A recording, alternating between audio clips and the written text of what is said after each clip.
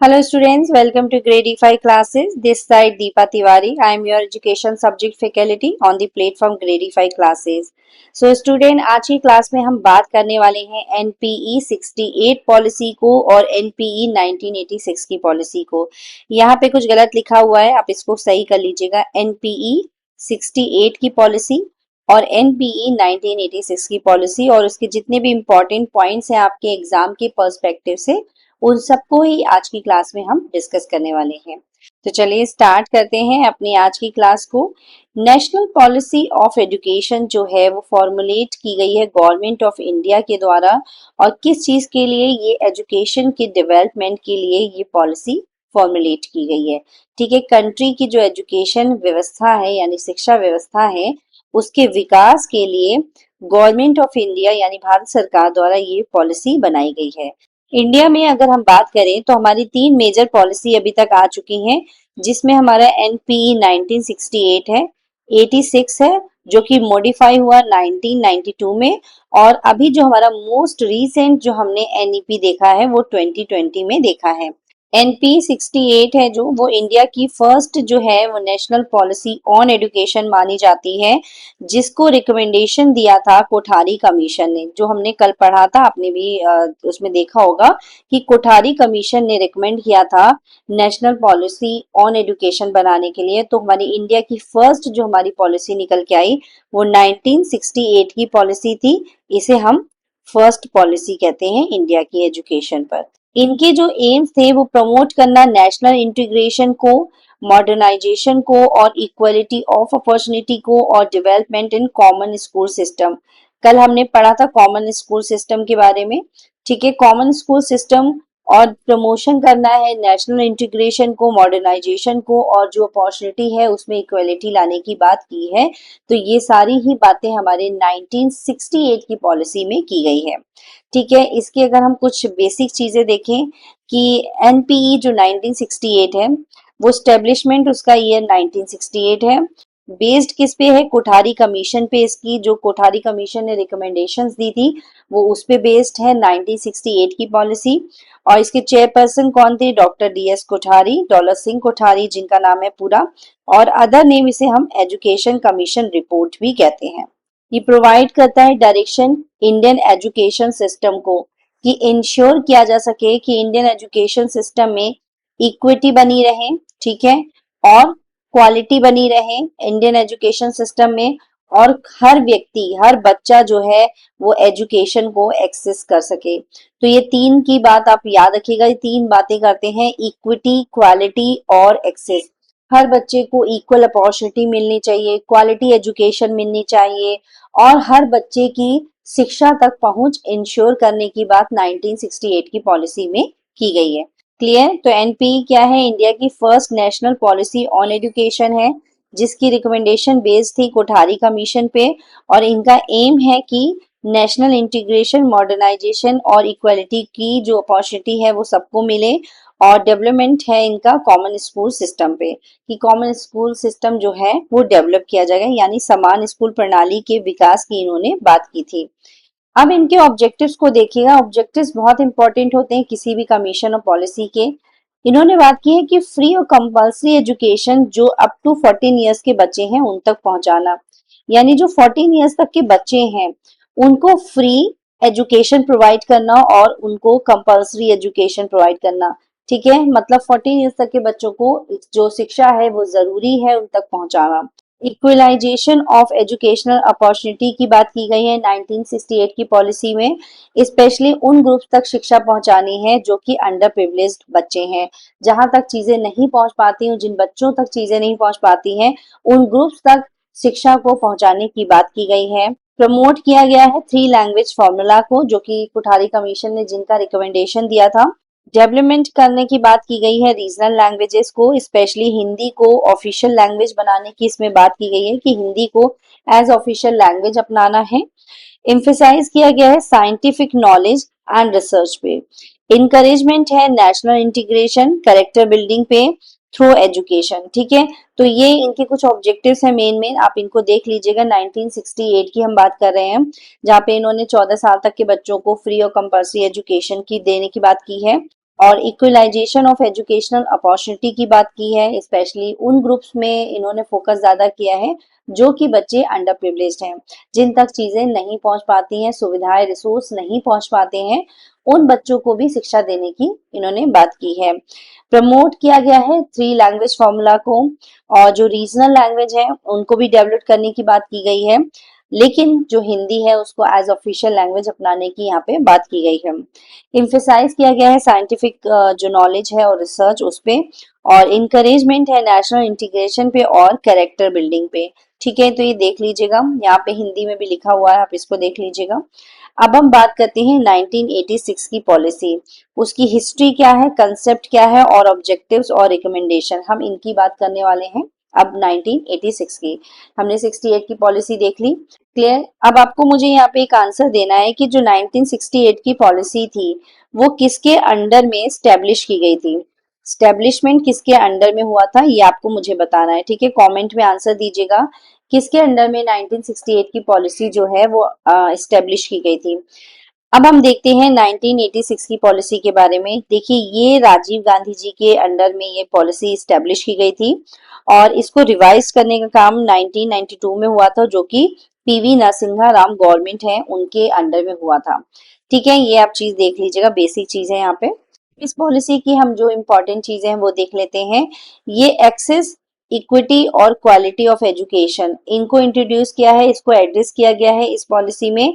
इन्होंने एम किया है मॉडर्नाइज इंडियन एजुकेशन बनाने के लिए, जहां पे मोर इंक्लूसिव की बात की गई है। देखिए, इंक्लूसिव एजुकेशन की बात की गई है हमारी 1986 की पॉलिसी में ही। सेंसिटिव बनाने की बात की गई है, उनके नीड्स को केटर करने की बात की गई है कि इनके मेन फोकस है यहाँ पे विमेन, एससीज, एसटीज और माइनॉरिटीज, इन लोग के लिए मोर इंक्लूसिव और सेंसिटिव एजुकेशन, और भी जिन जो इनकी नीड्स है उनको फॉलो करते हुए इन्होंने इस तरह के मॉडर्न इंडियन एजुकेशन की कल्पना की है, और यही यहाँ पे इनका एम है बनाने की बात की है। ठीक है, जहाँ पे इन्होंने फोकस किया है विमेन्स पे, एससीज, एसटीज और माइनॉरिटीज ग्रुप पे। ठीक है, अब इनके ऑब्जेक्टिव्स क्या हैं वो आप देखिएगा।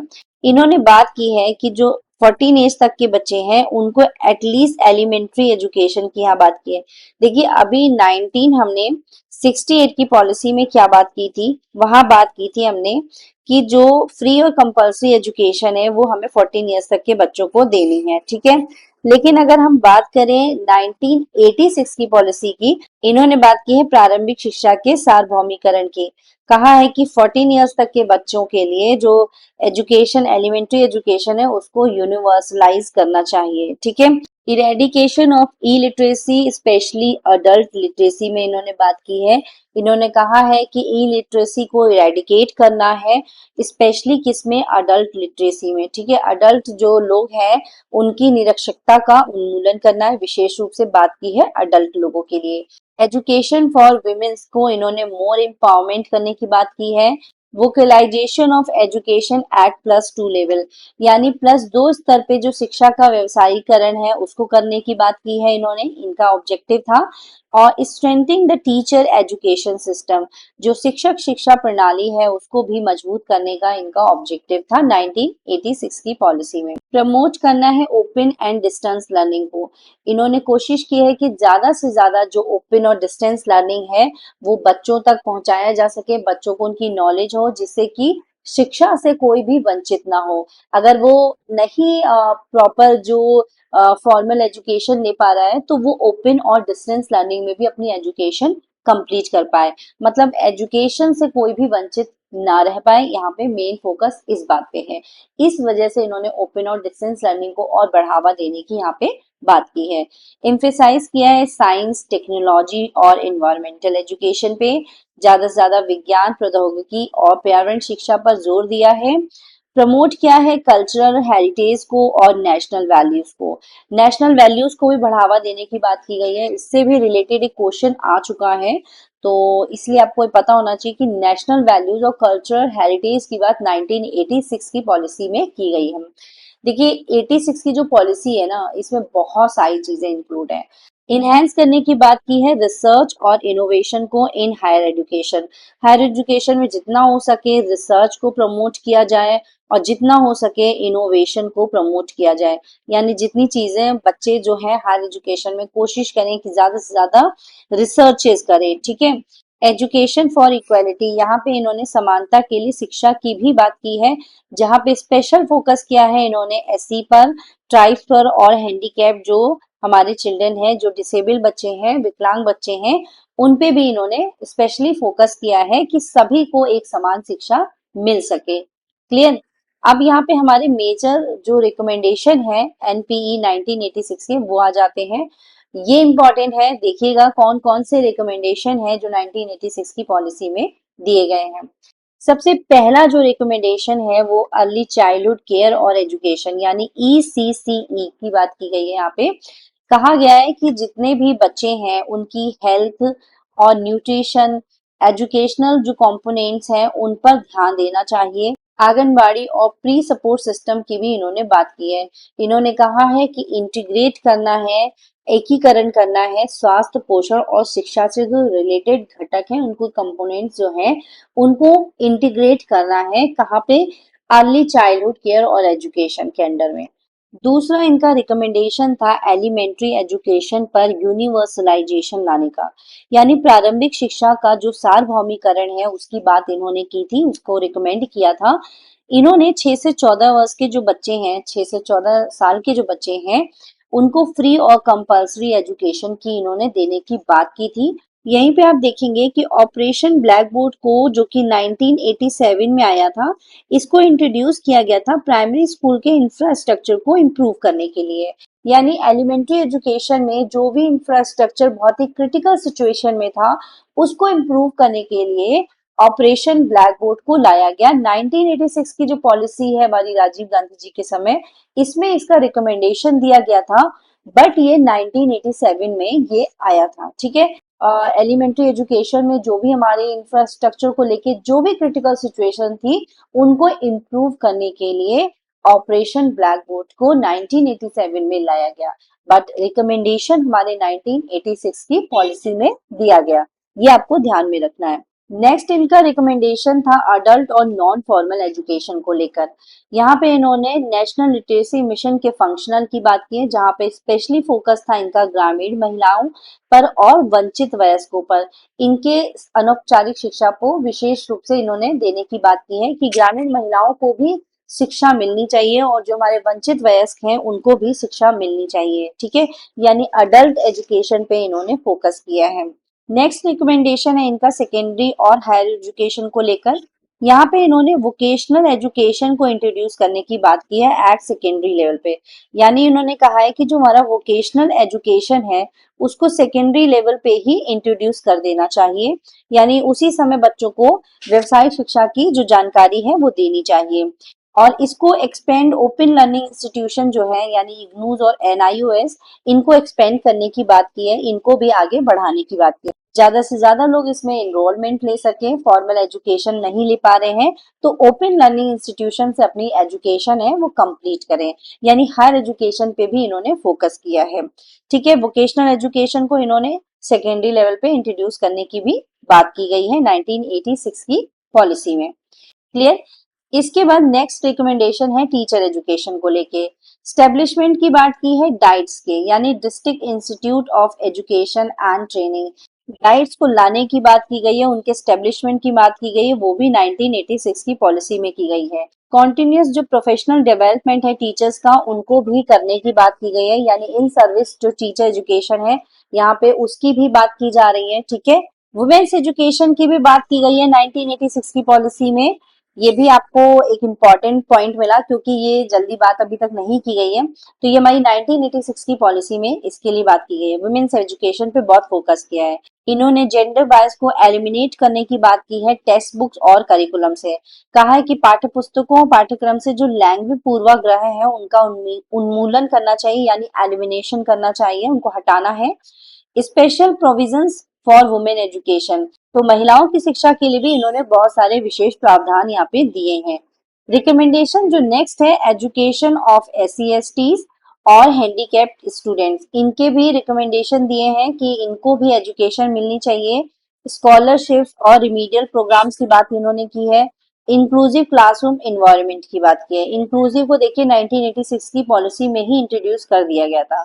ठीक है। लैंग्वेज पॉलिसी की बात की है, यानी reinforcement of three language formula. जो थ्री लैंग्वेज फॉर्मूला है उसको रीइंफोर्समेंट करना है, प्रमोट करना है क्लासिकल एंड रीजनल लैंग्वेजेस को। जो भी हमारे क्लासिकल और रीजनल लैंग्वेजेस हैं उनको यहाँ पे प्रमोट करने का भी रिकमेंडेशन इन्होंने दिया था। ठीक है। टेक्नोलॉजी के यूज करने की बात भी देखिए 1986 की पॉलिसी में की गई थी। हम लोग सोच रहे थे टेक्नोलॉजी की बात तो अभी तक कहीं की नहीं गई, तो देख लीजिए 1986 की पॉलिसी में ही इन्होंने बात की है।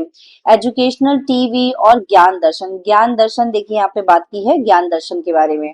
देखिए ज्ञान दर्शन के बारे में भी आपको एक चीज मालूम होनी चाहिए, कभी कभी ऐसे भी क्वेश्चन पूछ ले जाते हैं। अभी मैंने ज्ञान दर्शन से मुझे ये चीज याद आ रही है कि एक जॉइंट वेंचर के रूप में 2000 में लॉन्च किया गया था। ये एक क्या है, ये ज्ञान दर्शन एक एजुकेशनल टेलीविजन है। मैं यहाँ पे लिख देती हूँ, ये एक एजुकेशनल टेलीविजन के रूप में आया था।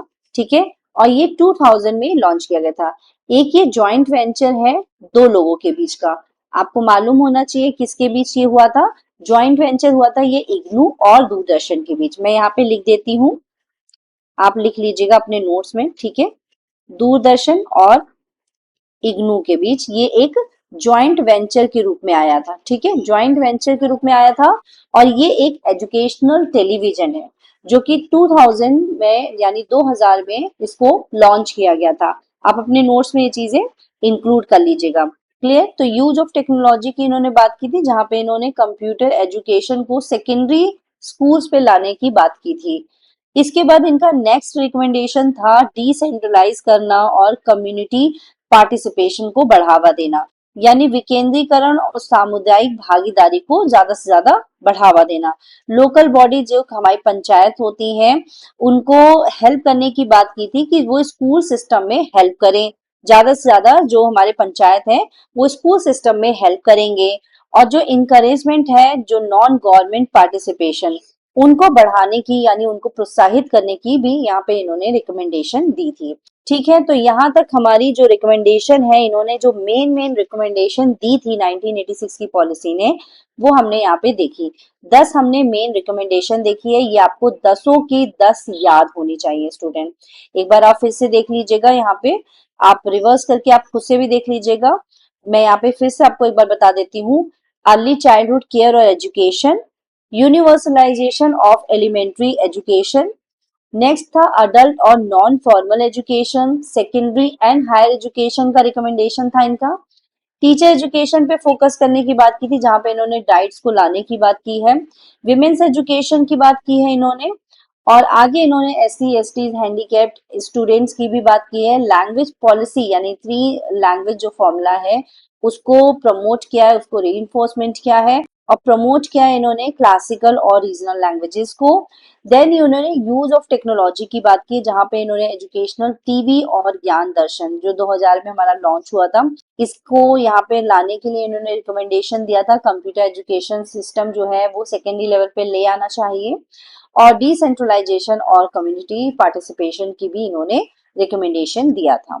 ठीक है। तो ये हमारे मेन रिकमेंडेशन थे, आपको अच्छे से ये सारे याद होने चाहिए। अब यहाँ पे हम इसके कुछ क्वेश्चंस देख लेते हैं कि कैसे क्वेश्चंस हमारे लास्ट ईयर में कुछ सालों में आए हैं। ये सारे नहीं है, यहाँ एक डिस्क्लेमर है कि सारे ही क्वेश्चन मैं नहीं लेकर आई हूँ, उसकी अलग से हम क्लासेस करेंगे। बट मैं एक आइडिया के तौर पे कि आपको कैसे क्वेश्चंस आपको देखने को मिलेंगे वो लेकर आई। सबसे पहला क्वेश्चन देखिएगा, which commission recommendation formed the basis of national policy on education 1968। ठीक है। कौन सा ऐसा कमीशन था जो 1968 की पॉलिसी के लिए रिकमेंडेशन मतलब बेसिस के तौर पे कौन काम कर रहा था, तो हमारा कोठारी एजुकेशन था, ये आपको मालूम होगा। The concept of common school system was recommended by which policy, किस पॉलिसी ने रिकमेंड किया था कॉमन स्कूल सिस्टम को, तो वो किया था NPE 1968 की पॉलिसी ने। क्लियर।